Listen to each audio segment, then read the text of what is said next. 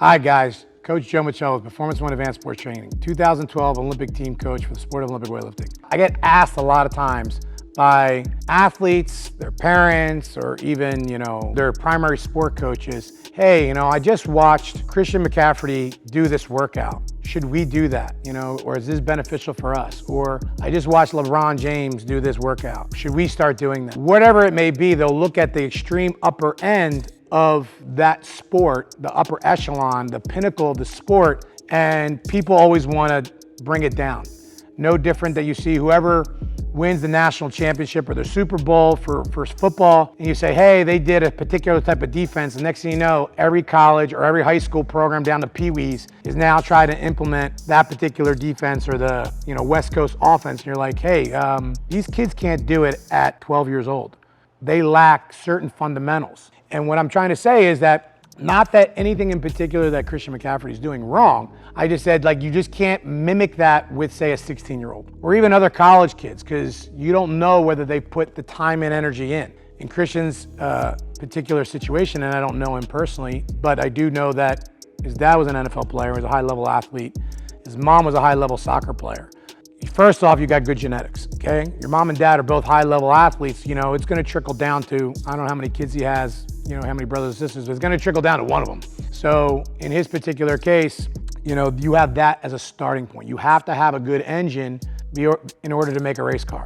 On top of that, his parents had some money, so they could have afforded, one, their experience, their genetics, but also financially put him in a situation where he's working probably with your better trainers. He's not working with your average guy down, the local gym who maybe only knows bodybuilding and he doesn't know football or he doesn't know speed. They were able to find the best person in their area to work with him, and then to harness that natural God-given ability that he was provided. So again, from what I just see with certain things, he doesn't doing anything in particular wrong. I may not agree with everything 100%, but that's my personal prerogative. The point is, when people are then athletes or high school athletes in particular, their moms or dad, again, or their coaches, their sports coaches will come to me like, hey, should we be doing heavy eccentrics? Well, I don't know. Did you do this, and this first with the kids? And if the answer is no, then let's go do that first. We want to do box depth jumps from 5 foot or 6 foot off of a box. We're going to jump down, then we're going to try to explode, because we read one obscure article that can help develop explosive power. Yes, but those athletes that did that could at least back squat at least 1.5 times their body weight, up to 2.5 times their body weight,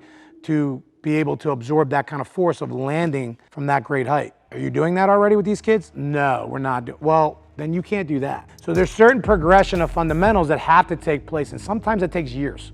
1, 2, 3, 4, 5 years before you can reach that upper echelon. And sometimes there's certain exercises or skills that elites do that you could trickle down. Now, is it going to completely demolish you? No, but it just may be not the right one at that particular time. You may not elicit the same results as you want that they're getting at that on, because again, at that higher end, they've built the base and now it's fine tuning. And in some cases, some athletes, especially in sports like football, is the argument that you always get with their primary sport coach at the NFL level or even at a high elite college level is, just don't break this guy. Make sure that they can manage through the season. Don't do anything above and beyond that could put them in potential jeopardy that they got hurt in the gym. We need to save them. Now, I also am not 100% in that philosophy either, because then they worry so much about injury prevention, they err on the side of don't do anything, and I'm not a fan of that. But at the same time, I wouldn't just all of a sudden take a 10-year-old or a 12-year-old and move them right into doing a high-end plyometric exercise, of a weighted depth jump or, multiple repetitions weighted jumps. I'd say, listen, let's learn to land. Let's develop your legs from squats, lunges, step-ups. Let's build a foundation, and let's reach a certain point, whether it be a quantifiable number that I want to see, before we reach that. Well, that quantifiable number is 150 pounds in your back squat. You weigh 100 pounds. Where are you at right now? Well, I just did the bar at 45 pounds. Well, we're a little ways away from that.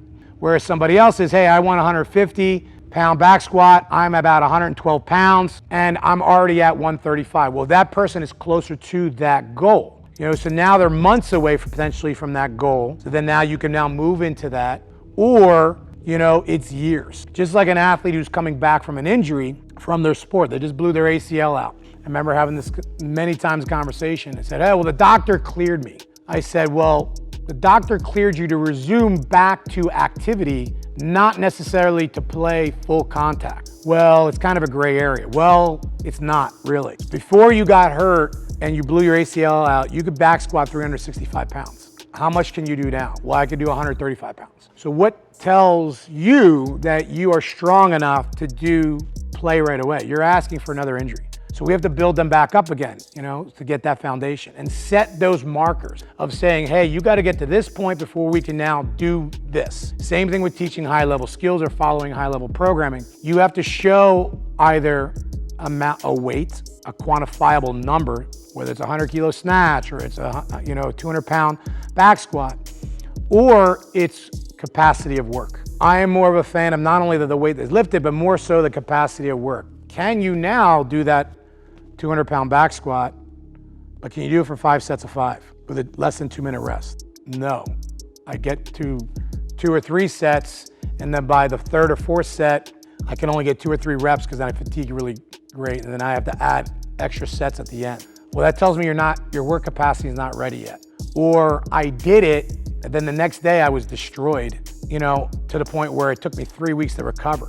So even though you were able to do it that day, you are not recovering at a fast enough rate to now get back into the training cycle within that 7 to 10 days of now going back up to heavy again, or repeating that particular workout or greater, or a different variation of that. Again, quantifiable variables that will show you whether the athlete is ready to move into that. Again, and some of these things can take months, some of these things can take years, some of these things can take a 4-year period of time. So that when you're developing these skill sets, whether the kid is a 7th grader, a freshman in high school, or a freshman in college, and you're looking, or now they're post-collegiately, and you're going, hey, we're 24, and we're looking at a window of time, like say a quad for an Olympiad, and we're saying from 24 to 28 years old, you should be hitting certain peak numbers. If you go sooner than that, that's even more great, it's gravy.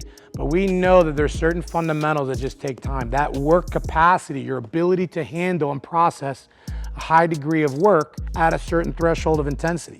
That intensity could be lifting, that intensity could be sprint repetitions, that intensity be going in a wrestling room that you're now able to go a full 2 hours with very minimal breaks and still compete at a high level throughout that two hours. All those things take time. Whereas the first, week or month into a beginner's program for, say, wrestling or basketball, they're like, man, I'm exhausted, because the athlete does not understand how to work, how to absorb that work. So whether it's a specific skill set on top of that, like playing tennis. Well, not only that you're exhausted from running around, your back's tired from bending over and being in your athletic stance with tennis, but then it's just that ability to now serve that tennis ball accurately, consecutively into that tennis session. So in weightlifting and strength and conditioning, we have to look at that too. That's why sometimes of our off-season workouts can be 2 hours long, 2.5 hours long with our advanced athletes. And it's like, well, you'd only benefit after 45 minutes. Growth hormone levels drop after this. That's bullshit, okay? That is. There's no sport where you can do that. The fundamentals take time. You need to experience that capacity to work, because I'm not saying for 2.5 hours straight, they're nonstop. There's bouts of rest, there's bouts of work. There's then their body that we're adapting to that so that they can handle that threshold. And that takes time. That when they early on, it may only be an hour. We have a master's lifter in here. She's 49 years old. When she first started us in her late 30s, she was only 2 or 3 days a week. She couldn't handle anything more. And then slowly she built her body into handling on a 4th day. And so she slowly built her body into a 5th day. And then now she, depending on the schedule, rotates between 5 and 6 days a week, of training. But we didn't start her off like that. But it took years to get to that point. Just like we had a big problem with, the sport of Olympic weightlifting, where our national program, we had a residence center that athletes would come into the program, and the national coaches never really communicated to their personal coaches when the athlete came in there, hey, this is our system and this is how we're gonna gradually put the kid into the system. They just said, boom, you're just gonna be implemented full blow. Kids would get hurt, like after a couple months, they would get hurt. Not everyone was able to adapt to that training load because they didn't do it. And there wasn't like this easing and weaning into the program. They were trying to put them in an advanced program too fast. Okay, then people get hurt. Then they get discouraged. Then they have doubt. The athlete now doubts whether or not they're good enough, they're capable enough, then it affects other things. It takes technique, it takes this. So you have to be careful with like implementing so many of these higher end protocols that you see some of these athletes do. Again, Christian McCaffrey is a professional full-time athlete, so he has the luxury of time to just train. Yes, he may have kids and stuff like that, but it's not on the same degree. Whereas a kid's going to school or someone's working a job, then they come in and train with you. Oh, by the way, they don't have enough resources to eat high quality food and protein when they leave here. It's kind of like a mosh pot of stuff that whatever they have access to. I just have ground beef. I can't eat eggs because I can't afford this. I can't have this because I can't afford that. Or, I can't get a full 8+ hours of sleep because of my job and then trying to train. Oh, by the way, I am going to school. So I may be around 6 hours or 5.5. You got to make it work, okay? But I'm trying to do this program that, an elite level athlete is doing, but they're on a completely different regimen. So you have to understand that. So this is more for telling that athlete and that parent that's kind of looking at some of this stuff and saying, oh, wow, my kid can do that. Oh, he's doing box jumps. Well, my kid could do box jumps too. Yes. Can he do box jumps for a half an hour straight, with a 20-pound vest after he just ran hill sprints? Probably not if he's 12 years old. Okay, let's ease him into this. Okay, let's see. And a lot of things, just like in science, when you add a new thing or you add a program, you have to kind of like add it, and then you have to observe the reaction to that athlete. How did they respond to that? How did they respond to that new intense technical drill, the increased work capacity, the overall volume of that movement? And that kind of goes in with that work capacity. But how did they respond to that? And you sometimes got to let it like simmer a little bit, see how they respond to that. It could be on a day-to-day basis. That could be on a week-to-week and a cycle basis. That's why keeping variable, good notes is important to say that, hey, we tried this new skill set, this more advanced skill set. They ate it up. Well, it was only one day. Give it time, that new skill, this new program, more advanced, to allow for that adaptation. If you don't, soft tissue injuries are going to pop up. Tendinitis in the knees, the elbows, the shoulders, whatever. You could set them up for, you want fatigue, you don't want to bury them at the same time. Unless, again, you've done this now for the last 20 years, you know this athlete, you know the rate of improvement because you now have a laundry list of test subjects that you've done it with. Then you could say, listen, I know exactly when they're gonna go hard. I know exactly when they're gonna feel like shit. I know exactly when the point where they're gonna recover after feeling like shit and they're gonna bounce back and they're gonna be here. Great, that's called a precedent. So then you have to compare that again to this guy or this girl, and whether it's more people, it's a whole team, or it's one particular athlete, and say, did they follow that norm?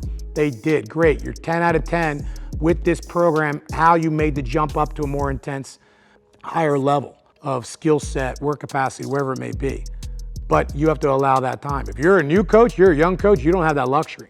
You got to make small changes. So when programming again and looking at these higher end programs, you have to take it for a grain of salt, because just because someone is doing that, whether it be a whole institution like in Alabama or Nebraska or some of these higher end programs, it doesn't always trickle down to what you're able to do at your level. Well, Alabama was getting the best of the best athletes. Georgia's getting the best of the best football players from across the country. You can kind of like screw some things up and your programming not be the greatest, and they're still gonna have success. I'm not saying those guys aren't good strength conditioning coaches, but I'm just saying, like, when you're dealing with someone who's almost idiot-proof to work with, that, they can eat donuts all day long and they're gonna still have a six-pack abs and squat 500 pounds for a set of 10. And you're gonna walk around like, see, I created that. You're like, bullshit, that guy was just a genetic freak, okay? You're just there not to make sure you get in his way. In other cases, like you said, you don't wanna just follow that and go, hey guys, we're all gonna eat donuts and, stay out to 2 o'clock in the morning and playing Call of Duty 18.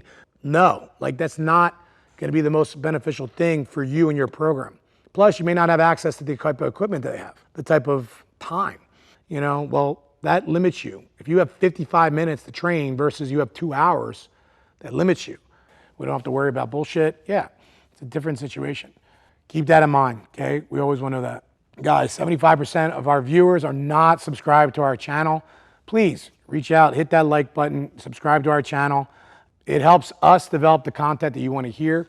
I have a lot of stories, a lot of things I can tell you, but it helps guide me a little bit if I have questions that are interesting to me too. Like you said, if you send me interesting questions, we're going to respond to them as best